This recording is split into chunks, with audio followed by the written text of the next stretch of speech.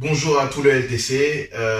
Donc aujourd'hui, je vous envoie cette vidéo pour vous faire un feedback par rapport à mon expérience de l'entrepreneuriat, par rapport à mon projet, le projet Pick My Car, donc une initiative qui est destinée à améliorer les conditions de stationnement en centre-ville, à le rendre plus attractif et à améliorer notre indice carbone. Voilà. Et concernant Pick My Car, donc c'est clairement une expérience terrain.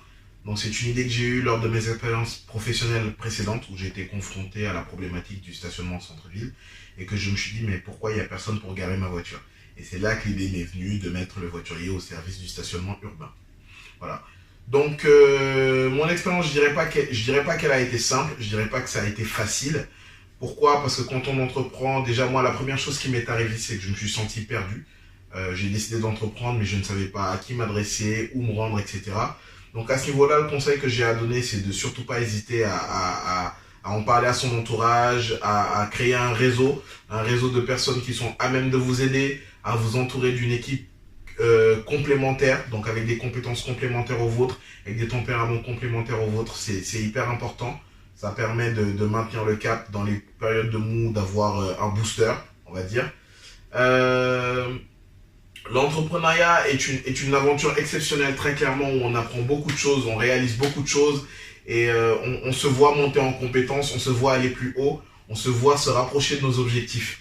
Après, il faut tenir en compte le fait que c'est une expérience où votre moral, il fait des montagnes russes, où on n'est jamais certain, on a des coups de mou, où on n'a pas forcément que des victoires, on a aussi des obstacles qu'il faut surmonter mentalement et puis techniquement lié par rapport au projet de création que vous avez. Donc moi pour ma part, voilà, j'ai su m'entourer des bonnes personnes, faire appel aux bonnes personnes.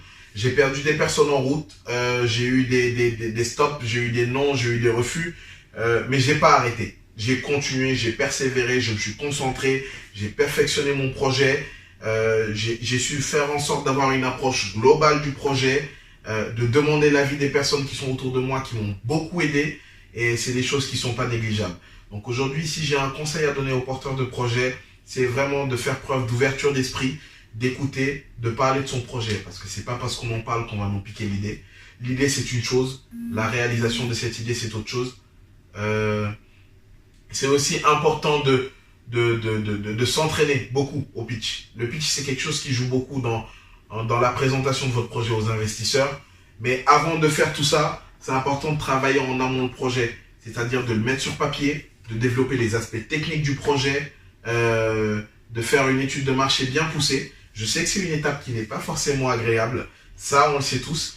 Mais c'est une étape incontournable qui permettra de poser les bases, de savoir où on met les pieds, où on va. L'étude financière, c'est important aussi. Donc moi, l'erreur que j'ai faite là-dessus, c'est de me dire que je pouvais le faire moi-même, étant donné que je viens du secteur bancaire.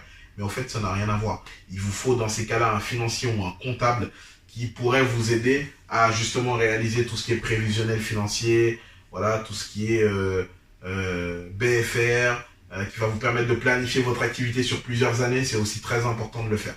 Voilà. Donc, ne pas mettre la charrue avant les bœufs, c'est important de faire les choses étape par étape. Voilà les conseils que je peux donner aux jeunes entrepreneurs ou aux entrepreneurs tout court, hein, par rapport à mon expérience à moi, donc qui est toujours en cours.